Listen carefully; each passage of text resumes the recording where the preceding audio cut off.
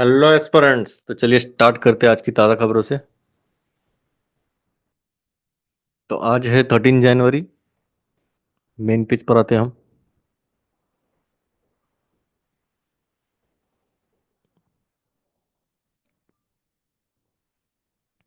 Greatest challenge for innovation India is cultural, families want their children to be safe not to take risk. वही तो problem है। Parents को लगता है अगर कोई बिजनेस कर रहा है तो उसका अगर नुकसान हो जाएगा। हम एजुकेशन में 10-12 लाख डाल सकते हैं अपने खुद के। अभी तो ज़्यादा है, ये रेट ऑलमोस्ट डबल हो गया, अभी 30 लाख के आसपास जा रहा है। अगर आप बच्चों का एजुकेशन देखोगे तो ऑलमोस्ट अराउंड 10 to 12 लाख जा रहा है साल का। मतलब 1 लाख अराउंड महीने का खर्चा आ रहा ही है बच्चों की एजुकेशन की बात की जाए तो। और फिर उनको चाहिए 15-20 हज़ार वाला जॉब, उधर वो संतुष्ट रहेंगे क्योंकि फिक्स इनकम आ रहा है, टेंशन नहीं है। चलिए फिर, हर एक का नज़रिया अलग रहता है। A crack in the MAGA edifies couple inside the Trump tent on H1B visas is symptomatic of a larger failure of policy and imagination। नहीं ठीक है।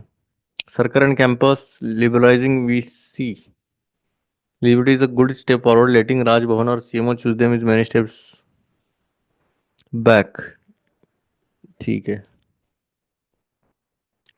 Deaths of rat hole miners in Assam's coal mine 10 years after NGT ban raise urgent questions government must address। देखो rat hole mining पता है क्या रहता है? ये अपना माउंटेन है, ठीक है, या ऐसे छोटे छोटे खड्डे किए रहते हैं, बस एक इंसान ही जा सकता है अंदर। और अंदर जाके वो माइनिंग करते रहते हैं, जैसे रैट्स एक होल करते हैं ना, अंदर जाके उनका घर रहता है, तो वैसा ही एक छोटे छोटे होल किए जाते हैं। आप देख सकते हो, लगा तो हम देखेंगे, एक फोटो देख ही सकते हैं रैट होल माइनिंग का। तो ऐसे छोटे छोटे खड्डे किए रहते हैं, उसमें जाके वो करते रहते हैं। ये देखो ऐसे ऐसे खड्डे रहते हैं, ठीक है। ये अंदर जाके पूरा माइनिंग वगैरह, देखो इतने छोटे छोटे एरियाज में, और बहुत रिस्की रहते हैं। अगर ये ढलान नीचे आ गई तो खत्म ही हो गए। और ये रिस्की है, इसलिए थोड़ा अच्छा खासा पे मिलता है इनको। अच्छा खासा इन द सेंस उनका घर चलेगा इतना ही। पर अगर देखा जाए तो एनजीटी ने ये बैन किया था 10 साल पहले ही। पर अभी भी क्वेश्चंस उठाए गए, अभी आसाम के कोल माइन में भी इतने रैट होल माइनर्स की डेथ हो रही है, तो उसके ऊपर ये क्वेश्चन रहेगा पूरा। चलिए देखते हैं, यही आर्टिकल देखेंगे पहले तो। CU prosecution against work life balance और जायरिंग इंसेंटिव। अभी सुब्रमण्यम सर थोड़ा सा एकदम 70 आवर वर्क वीक चाहिए इनको, ऐसा बोल रहे हैं। 70 घंटे तो काम करना चाहिए ऑन एन एवरेज, 10 घंटे, 10 से 12 घंटे उन्होंने काम करना चाहिए डेली। ये तो बोल रहे संडे को भी छुट्टी नहीं देनी चाहिए, संडे भी काम करना चाहिए। सैटरडे तो भूल जाओ, संडे भी करना चाहिए काम। अभी कुछ कुछ वर्कोहॉलिक पर्सन्स रहते हैं, बोलेंगे कितना वाइफ का चेहरा कितना देखोगे, बोल रहे। ठीक है, अच्छा है। क्वालिटी ना, क्वालिटी टाइम भी रहता है फैमिली के साथ, शायद उन्हें पता नहीं रहेगा। More about capitalist mindset. You can't do anything. Crawling through a narrow hole as the water gushed in, the clinging to the box that lifts coal from the pit. Rajiv Burman found his way out of the coal mine in Assam's Dima House, Hasao district in January 6, but 9 of his co-workers working as rat hole miners couldn't make it. After 6 days of rescue operation, the team has recovered 4 bodies and continuing its search for 5 missing workers. This is not the first time, however, that rat hole mining has led to disaster and death. In 2018, 15 rat hole miners died after being trapped for 2 weeks in a coal mine in Meghalaya. Rat hole miners dying due to mudslides, leakage of poisonous gas, and rising water levels have also been reported from the northeastern states, and yet the political will required to prevent this recurring tragedy still missing. Problem ये देखो, अभी आप political will कितना भी कर लो, अगर लोग ही insist कर रहे हैं कि हमें करना है, या फिर आप एक अच्छा खासा पेमेंट दे रहे हो, और उसमें अनएम्प्लॉयमेंट का इश्यूज है, स्किल्ड लेबर नहीं है हमारे पास, अनस्किल्ड तो बहुत ज़्यादा है, तो उसके वजह से ये क्या होता है। अभी पॉलिटिकल विल रह के भी, मेरे हिसाब से पॉलिटिक्स भले आपने स्ट्रिक्ट भी कर लिया, तो इसके लिए कुछ ना कुछ तो अलग अल्टरनेटिव करना चाहिए इन लोगों के लिए, तो वो एक बेटर रहेगा। In 2014 the NGT ban rat hole mining, 2014 में बैन किया है। However the political establishment seemed unwilling to accept this order. On September 24, 2015, Congress government of Meghalaya led by the CM Conrad Sangma passed a resolution in the Legislative Assembly requesting the center to invoke paragraph 12A(b) of the 6th schedule to exempt the state from the purview of central mining laws. According to Meghalaya police records, between April 2014 and 18, there were at least 477 violations of the NGT order. On March 16, 2022, responding to a question in Parliament on whether the government had taken cognizance of the rat hole mining incident in the northeastern region, the Minister of Mines, as per the Section 23C of the Mines and Minerals Act 1957, the state governments are empowered to make rules for preventing illegal mining transportation storage of minerals. देखिए अभी ये क्या बोल रहे, जो CM थे उन्होंने तो बोल दिया था कि भाई हमारा जो माइनिंग है उसमें जो भी सेंट्रल लॉ है एक्सेप्शन कर सकते हैं, जो सिक्स शेड्यूल में है ना, तो एग्जाम किया जा सकता है स्टेट्स को, जो भी रहेगा जो सेंट्रल के लॉज है उनको एग्जाम किया जा सकता है, जो ये सिक्स शेड्यूल में जब आते हैं। तो उनके हिसाब से ये बोल रहे थे कि ये करना चाहिए। अगर देखा जाए तो 14 से लेकर 18 तक इन्होंने 477 बार वायलेट किया है एनजीटी का ऑर्डर। और रैट होल माइनिंग के इंसिडेंट्स काफ़ी ज़्यादा कॉमन हो जाते हैं ये नॉर्थ ईस्टर्न रीजन में तो। और स्टेट गवर्नमेंट के पास पावर भी है कि वो प्रिवेंट कर सकते हैं इलीगल माइनिंग, ट्रांसपोर्टेशन और मिनरल्स का स्टोरेज। पर ठीक है, देखते हैं अभी क्या करेंगे। Passing the buck to the state government may be a political viable option to avoid responsibility, but it is not going to stop the dangerous practice. In the northeastern states, where the layers of coal are thin and rat hole mining offers much higher wages, तो वही बात है, then MG NREGA and other government run schemes, this illegal activity gets a free run. अगर देखा जाए तो नरेगा में जितना इनका इनकम बोल रहा है, मैंने जैसे बताया, जितना रिस्की रहेगा उतना आपको रिवॉर्ड भी मिलेगा। तो इसके एज कम्पेयर टू अगर नरेगा की बात की जाए, वहां पर भी इनको अच्छा खासा इनकम मिल रहा है वैसे, पर उससे ज़्यादा इधर मिलता है। तो ऑब्वियसली बात है, जिधर पैसा ज़्यादा तो उधर आएंगे ये लोग। और जो दूसरे गवर्नमेंट रन स्कीम से उससे भी ज़्यादा ही मिलता है। This illegal activity gets a free. This is specially so when the political bureaucracy nexus turns an unseeing eye. The implementation of the NGD order in letter and spirit needs an acknowledgement of the problem and political will to address it. This must begin before any more lives are lost urgently. तो obviously बात है, अब इतने सारी जाने गई है तो उसके रिगार्डिंग कुछ ना कुछ तो स्ट्रिक्ट एक्शन लेना चाहिए इन्होंने। और पॉलिटिशियन और ब्यूरोक्रेसी का थोड़ा सा देखना चाहिए इन्होंने।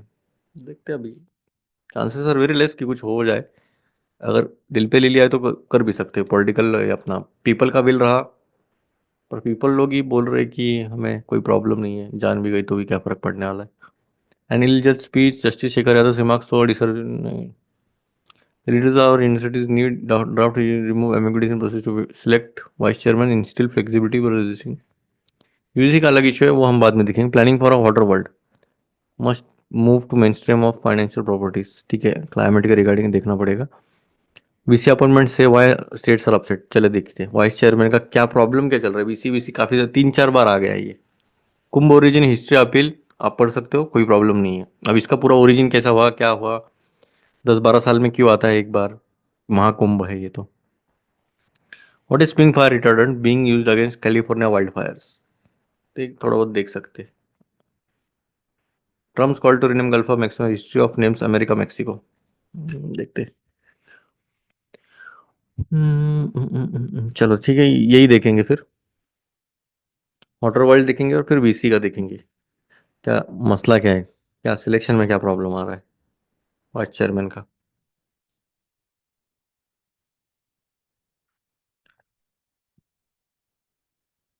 On the first day of January 2025, the India Meteorological Department and announced that 2024 was the hottest year on record since the agency started recording temperature data back on 1901. Even Brazil, China, Indonesia, Germany, and Mali declared 2024 as the hottest year on record. However, considering the way India's complex climatic landscape is evolving and the additional burden rising global temperatures will pose both on public health and economy, India must present adaptation alongside its emission mitigation gap. तो in short अगर देखा जाए तो इन्होंने intro दिया है कि भाई गर्म साल रहा है 2024, अलग अलग कंट्रीज ने भी ये साल बोला है कि गर्म ही रहेगा। मतलब एज कम्पेयर टू बाकी हर साल हमारा जो प्लानट है वो ज़्यादा वार्म होते जा रहा है। अभी 2025 भी हो जाएगा, उसमें कोई डाउट ही नहीं है। और हमारा इंडिया का देखा जाए तो हमें थोड़ा कॉम्प्लेक्स है हमारा क्लाइमेट। ऊपर हिमालय, नीचे एकदम गर्मी, बीच में एकदम नॉर्मल टेम्परेचर है। तो उसकी वजह से अगर फर्क तो पड़ेगा वैसे, पर हमने अभी प्रायोरिटाइज करना चाहिए एडेप्टेशन के बेसिस पर कि भाई हमारा जो इमिशन वाला प्रॉब्लम है, इमिशन मिटिगेशन करना है। इमिशन जितना हम कम करेंगे उतना अच्छा ही है। A study by the Council on Energy, Environment and Water shows that nearly 8 out of 10 Indians live in a district that face the risk of either flood, drought और cyclone. अगर देखा जाए तो 10 में से 8 इंडियंस हमारे ऐसे जो ऐसे डिस्ट्रिक्ट्स में रह रहे हैं जहाँ पर प्रॉब्लम आ रहा है फ्लड का, ड्रॉट का या फिर साइक्लोन का। मतलब डिजास्टर वाले एरियाज में ज़्यादातर ले रहे हैं क्योंकि पॉपुलेशन ही बढ़ गया है इतना, तो रहने वाले भी प्रॉब्लम ही होगा। What's more, there are hotspots with where either two or all three of the above mentioned disasters occurred together, such as parts of Odisha, Telangana on the eastern coast, and parts of Gujarat on the western coast. There is no denying that climate extremes are now being felt across the calendar year and in almost every part of the country. अगर risk की बात की जाए तो ऐसे ऐसे कौन से तो जैसे ओडिशा और तेलंगाना है जहाँ पर ये तीनों भी हो रहे। तो वो तो और डेंजरस होने वाला है। और अभी अगर बात की जाए क्लाइमेट की, तो हमारा क्लाइमेट अभी एक्सट्रीम जाने लग गया है। अभी देख सकते हो आप, साइक्लोन भी बहुत बार, अभी फ्रीक्वेंसी भी बढ़ने लग गई है साइक्लोन की, क्योंकि बहुत ज़्यादा गर्म होने लग गया है अभी अपने ओशंस का टेम्परेचर भी। प्लस ड्रॉट भी डेंजरस है, रेनफॉल भी बहुत डेंजरस है। तो अभी आने वाला साल तो मतलब आने वाले जितने भी साल है वो थोड़ा सा हमें एक्सट्रीम्स के लिए तैयार रहना पड़ेगा। There may be a biting chill in many parts of India now, but the record-breaking heat waves of 2000 are not forgotten. The ruling party returned to power with temperatures almost touching 50 degrees Celsius in the Indian capital last year. This increasing heat remains stress remains a major challenge across most states. Nearly 23 states in India are heat wave prone. In the summer 2024, India recorded more than 44,000 heat stroke cases. बाप रे. Then 300 heat-related mortalities, as per the bulletin of the Ministry of Health and Family Welfare. This affects public health and economic productivity. Water reservoirs and the energy demand that keeps India powered are impacted too. In June 2024, while suffering from a 10-day long heat wave, Delhi's peak power demand was higher by 16% than that of the previous year. देखो, in short अगर ये paragraph की बात की जाए, तो भले थोड़े बाकी बाकी जो स्टेट्स में है ठीक ठाक टेम्परेचर रहा रहेगा, पर जो हीट वेव्स आए हैं 2024 में बहुत डेंजर थे। ऑलमोस्ट 50 डिग्रीज के ऊपर गया है टेम्परेचर, अगर इंडिया के कैपिटल की बात की जाए लास्ट ईयर में, 2024 की बात की जाए तो। और नियरली 23 स्टेट जो है इंडिया में हमारे हीट वेव प्रोन है, और 44,000 हीट स्ट्रोक केसेस आ गए थे, और 300 हीट रिलेटेड मोर्टेलिटीज हो गए। मतलब 300 की जानी गई है हीट की वजह से, इतनी इतनी डेंजर आने लग गए। और ये डाटा मेरा नहीं है, ministry of health and family welfare का है। इसकी वजह से प्रॉब्लम क्या होता है, देखो, एक तो आ रहा है आपको हीट वेव, उसमें प्रॉब्लम क्या होता है, पब्लिक हेल्थ जा रहा है, इकोनॉमिक की प्रोडक्टिविटी भी कम होगी, क्योंकि पब्लिक ही नहीं जाएगा तो फिर उस पर तो असर गिरेगा ही। प्लस वाटर रिजर्व जो है वो भी कम हो रहे, मतलब एनर्जी की जो डिमांड है वो भी कम होने लगी। मतलब इन द सेंस कम नहीं हो रही, हमारी एनर्जी प्रोडक्शन कम होगा। फिर अगर एनर्जी प्रोडक्शन कम होगा, पर अगर देखा जाए तो एनर्जी कंजम्पशन भी ज़्यादा होता है, एसीज वगैरह तो ज़्यादा चलेंगे क्योंकि हीट ज़्यादा है बाहर। तो ऐसी बात है, देखा जाए तो 16% से भी ज़्यादा बढ़ गया है अगर हीट पावर की डिमांड की बात की जाए तो। Monsoon are becoming uneven too, अभी मानसून कभी भी अभी भी बारिश गिर रहा था, तो फिर क्या, कुछ अलग ही होने वाला है। According to our research, between 2012-22, 10 साल में, various districts in the agriculturally important Indo Gangetic plains reported decline of up to 20% in the south west monsoon rainfall. तो 20% जो रेनफॉल है वो कम हुआ है। Currently the average annual crop losses owing to extreme weather events occur 0.25% of India GDP. मतलब 0.5% हमारा बस वेदर इवेंट्स की वजह से जा रहा है, उतना लॉस हो रहा है हमारे क्रॉप्स का, बहुत ज़्यादा होता है ये नंबर। तभी ये ऑलमोस्ट कितना रहेगा पता है क्या, अगर हमारा ट्रिलियन में है तो ऑलमोस्ट 25 लाख करोड़ के आसपास ही जाएगा। नहीं, 25 लाख करोड़ नहीं, उससे कम है, 2.5 लाख करोड़ के आसपास जा रहा है, 2 लाख करोड़ के आसपास। मतलब ये भी अमाउंट बहुत ज़्यादा है। Moreover, the Arabian Sea with a higher rate of increasing sea surface temperature compared to the Bay of Bengal increase nearly 50% increase in tropical storm cyclone। देखो, मैंने जैसे बताया कि जो हमारा सी सर्फेस टेम्परेचर है वो बढ़ने लग गया है, उसकी वजह से 52% से ज़्यादा बढ़ गए साइक्लोन्स 2 दशक में। But while India's cyclone early warning system provide coverage to 100% of the cyclone prone population, its flood early warning system only provides coverage to 1/3 of the flood prone population। चलो ठीक है, पर ये समझ में आ गया, इंटेंसिटी बढ़ गई है, और जो साइक्लोन प्रोन पॉपुलेशन है उनको भी एटलीस्ट जो क्या बोलते हैं, इंफॉर्मेशन अर्ली वार्निंग सिस्टम देना चाहिए। अभी तो फिलहाल 1/3 ही है हमारे। फ्लड प्रोन की बात की जाए तो साइक्लोन में तो 100% है, पर फ्लड जहाँ पर आते हैं वहाँ पर तो 1/3 ही है।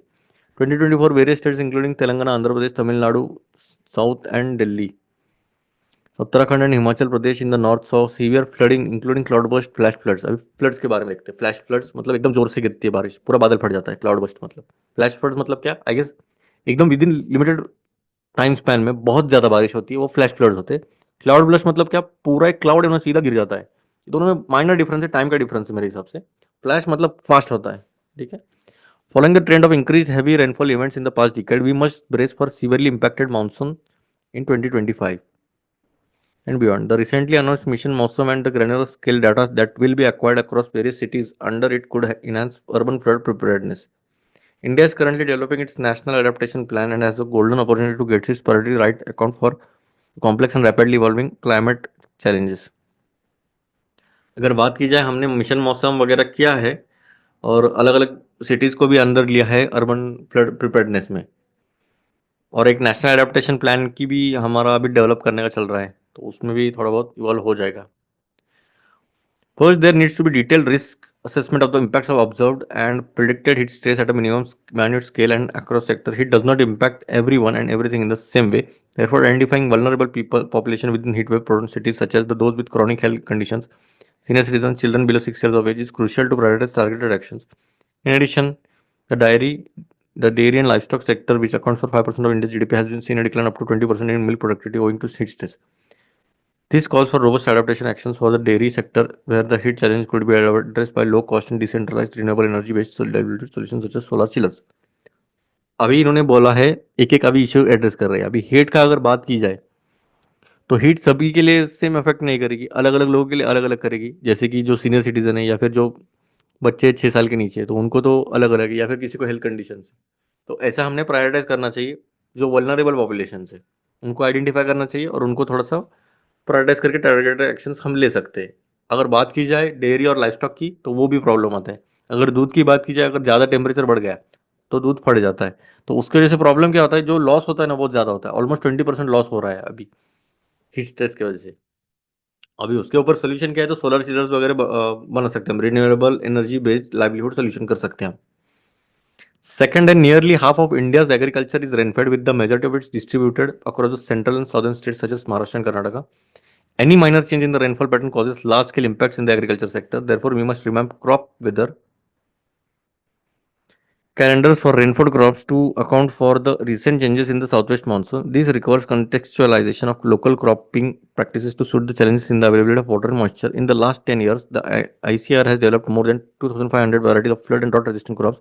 With the revision of cropping calendars and the incorporation of resilient seeds, climate change induced crop losses could be significantly. अभी देखो इन्होंने नेक्स्ट मुद्दा उठाया है रेनफॉल का. प्रॉब्लम क्या पता है क्या, हमारा आधे से भी ज़्यादा जो इंडिया का एग्रीकल्चर है वो पूरा रेनफेड है, रेनफॉल के ऊपर है. अगर ज़रा भी चेंजेस आता है, और स्पेशली जो हमारा महाराष्ट्र कर्नाटका वाला पैच है पूरा, अगर वहाँ पर ज़रा से भी चेंजेस आ गए तो बहुत पूरे एग्रीकल्चर सेक्टर को उसका इम्पैक्ट झेलना पड़ता है. इसलिए हमने क्रॉप वेदर जो क्रॉप्स है, मतलब इन द सेंस जो रेजिस्टेंट है, तो उसको हमने अभी आईसीआर ने डेवलप किया है, तो उसको यूज़ कर सकते हैं हम, और क्रॉप लॉसेस भी हम काफ़ी हद तक कम कर सकते हैं. The disaster risk financing landscape in India must be enhanced, specially for cities. The recently passed Disaster Management Bill 2024 empowers states to strengthen city level resilience by forming urban disaster management authorities. This will be crucial in ensuring that necessary infrastructures and finances are made available for cities to mainstream climate resilience. City resilience bonds and green municipal bonds could further help cities mobilize the finance needed for adaptation.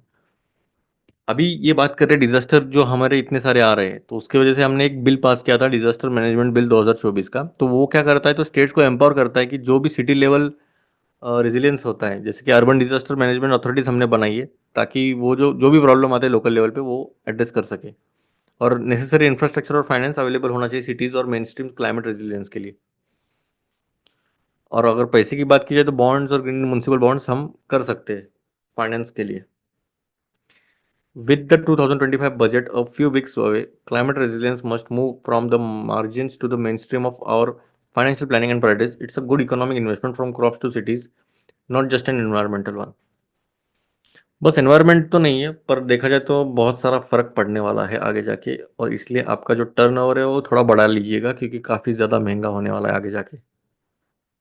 आपके food के prices तो अभी ही बढ़ने लगे और बढ़ने वाले हैं, क्योंकि अनइवन डिस्ट्रीब्यूशन पूरा होने वाला है रेनफॉल का, क्रॉप्स बढ़ने वाले हैं, पेट्रोलियम बढ़ने वाला है, मज़ा आने वाला है फिर. ठीक है. What is pink fire retardant being, नहीं ये ठीक है, चलो कुम का देखेंगे हम. अभी देखते हैं वाइस चेयरमैन है ना, क्या है वाइस चांसलर, क्या है वाइस चांसलर अपॉइंटमेंट से. अभी स्टेट्स लोग क्यों अपसेट है वो देखते हैं अभी. Several states have objected to provisions in the UGC minimum qualifications for appointment and promotion of teachers and academic staff in universities and colleges and measures for the maintenance of standards in higher education. इतना बड़ा नाम, चलो कोई नहीं. ये regulations है. Could give the chancellor who is typically the state governor a bigger role in appointing vice chancellor of state universities. अच्छा, जो स्टेट गवर्नर है उनके पास एक बड़ी अपॉर्चुनिटी है कि वो वाइस चांसलर्स अपॉइंट कर सकते हैं स्टेट यूनिवर्सिटीज़ के लिए. अभी एक्चुअली देखा जाए तो वाइस चांसलर अपॉइंट कैसे होते हैं. Regulations notified by the University Grant Commission in 2018 said a search cum selection committee comprising eminent persons in higher education shall shortlist 3 to 5 candidates by public notification, nomination, and a talent search process. और a combination of this processes. अच्छा, ये क्या करते हैं, एक committee बनाते हैं, उसमें शॉर्टलिस्ट करते 3 से 5 कैंडिडेट जो पब्लिक नोटिफिकेशन के द्वारा किया जाता है, टैलेंट सर्च प्रोग्रेस प्रोसेस के थ्रू। तो उसमें से वो चूज करते हैं। चांसलर और visitor in a central university appoint the vice chancellor from among the recommended names. तो जो चांसलर है तो वो अपॉइंट करते हैं वाइस चांसलर, उनके जो रिकमेंडेड होते हैं names. In the case of state and private universities, one member of the committee is nominated by the UGC chairman for state university. The rest of the committee is constituted in accordance with the state law. अगर बात की जाए तो जो state और private universities है तो उसमें से एक मेंबर है कमेटी का, वो जो है वो नॉमिनेट किया जाता है यूजीसी के चेयरमैन द्वारा। और जो स्टेट यूनिवर्सिटीज़ हैं उनके लिए जो बाकी के रेस्ट ऑफ द कमेटी है वो कॉन्स्टिट्यूट किया जाता है स्टेट के लॉ के हिसाब से। अभी केरला यूनिवर्सिटी एक्ट, अच्छा ठीक है, इसमें इतना जाने की ज़रूरत नहीं है मेरे हिसाब से, इस पर इतना डिटेल में तो नहीं आएगा। कुंभ मेला आप पढ़ सकते हो फॉर योर इन्फॉर्मेशन, अगर नहीं भी पढ़ा तो एक मालूमात रहनी चाहिए। अगर आप उस पूरे एरिया से हो, इलाहाबाद और इधर से, तो आप प्रयागराज से, सॉरी, प्रयागराज से हो तो आपको पढ़ना चाहिए, क्योंकि आपके इंटरव्यू के लिए रिगार्डिंग पूछ भी सकते। ठीक है।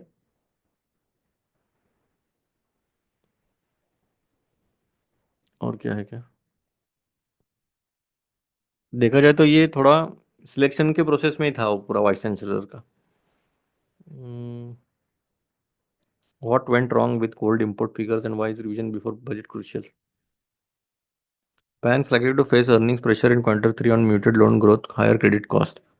FPIs withdraw 22,000 crore in January, using USD weak earnings outlook। भाई साहब, एफपीआई निकल के सीधा निकल के जा रही है।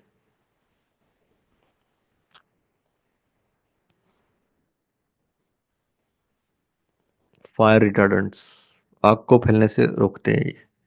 जैसे देख सकते हैं फायर रिटार्डेंट्स, हमने देखा था अभी। ये क्या है, मिक्स है केमिकल्स का। तो वो slow spread of fires to tackle wildfires in the US. Zoom करते हैं, देखते क्या है इसमें। फायर रिटार्डेंट में क्या है, मतलब स्लोली, वो ज्यादा जोर से फैलेगा नहीं, स्लो फैलेगा, फैला भी तो। फॉस्चिक which mostly contains ammonium phosphate based slurry, salts like ammonium polyphosphate do not evaporate easily like water and stay for long। मतलब पानी एक झटके में से उड़ नहीं जाता। और color is usually added to the fire retardant to ensure that firefighters can see it against the landscape. This helps them to create fire lines, but in Postic is pink because the color is by far the most visible and it is pretty। वाह, क्या क्या नाम दिया है, अच्छा दिखता है pink, इसलिए उन्होंने पिंक कलर रखा है। पर ठीक है, मार्केशन में अभी देखो आप, इधर पूरा आग लग गई है ये पूरे एरिया में।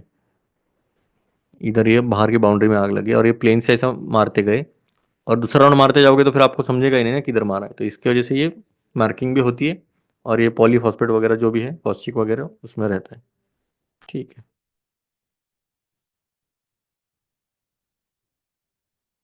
और कुछ है। जेलेंस्की, रशिया, केट स्टेट कहाँ पर है मुझे बताना, मैप में देख लीजिए आप। ठीक है, मैप में देख लेना कर्व स्टेट किसके बीच में है, कौन से अपना स्टेट जो है जनरली दो वाटर बॉडी को कनेक्ट करता है। तो कौन सी दो वाटर बॉडी मुझे बताना कैट स्टेट का। अभी रशिया ने बोला तो रशिया के आसपास ही रहेगा, तो किधर है रशिया के आसपास वो मुझे बताना। Lee Kuan Yew bill has caused Bitterfield mention favourite and the forgotten. चलिए ऊपर देखते हैं।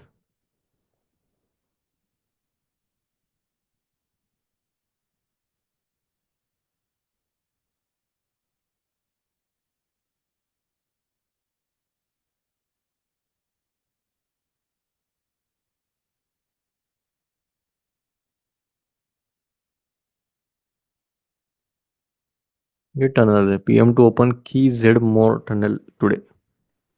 ये हमने पढ़ा था पिछली बार, जेड मोर टनल कहाँ पर है ये, जेड मोर टनल कहाँ पर है, बताना मुझे।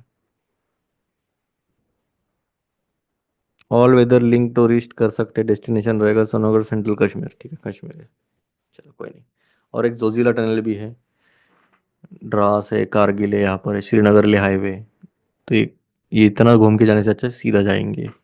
कनेक्टिविटी काफ़ी इंपॉर्टेंट है हमारे लिए, और ऐसे एरियाज में तो बहुत ज़्यादा इंपॉर्टेंट है जहाँ पर एनिमी कंट्री हो रहेगा बाजू में, मोबिलिटी में प्रॉब्लम आएगा नहीं तो। Bigger flats not budget homes popular among Puneites. वो तो प्रॉब्लम ही है भाई। एक बेडरूम का भी कॉस्टिंग बहुत ज़्यादा बढ़ गया है।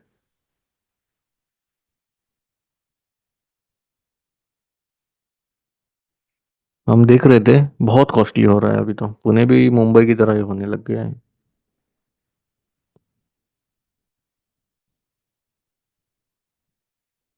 Two Jaipur fire station workers held for setting factories on fire. भाई साहब क्या कर रहे हो यार।